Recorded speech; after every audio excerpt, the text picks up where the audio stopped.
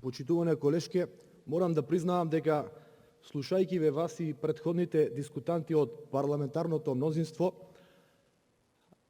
првиот впечаток кој што го имав до оваа седница дека немате стратегија во образовниот процес, сега морам да признавам поинакво мислење, а тоа е дека имате стратегија, а стратегијата се базира на она дека единствена инвестиција во образованието и во сите други области, впрочем, ви е манипулацијата, играта со зборови и неколку пати кажа на лага да ја прикажете како вистина. Како во сите други области, така и во образованието, доживувате колапс. Граѓаните имаат недоверба во институциите токму заради вашето лошо владење. Слушајќи ве вас дека сакате да зборувате со факти, јас ќе кажам еден факт.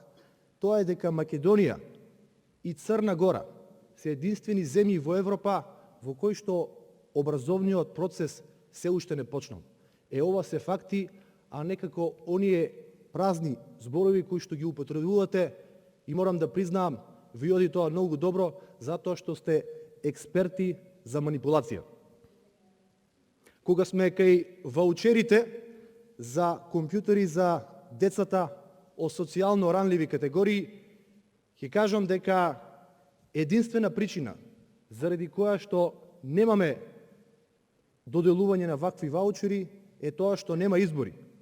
Но ве уверувам дека за неколку месеци од сега, кога ќе се доближат локалните избори, ќе бидете први кои што од оваа говорница ќе ја ставате раката на срце, ќе ја наведнувате главата и ќе глумите политика на емоции, доделувајќи ваучери за компјутери на оваа ранлива категорија, за да добиете ефтини политички поени. Тоа сте вие, колешке. Тоа се вашите празни реторики и празни политики.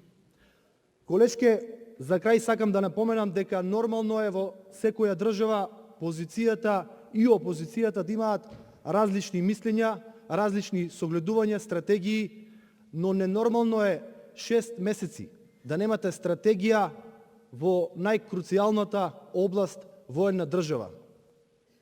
Ви благодарам.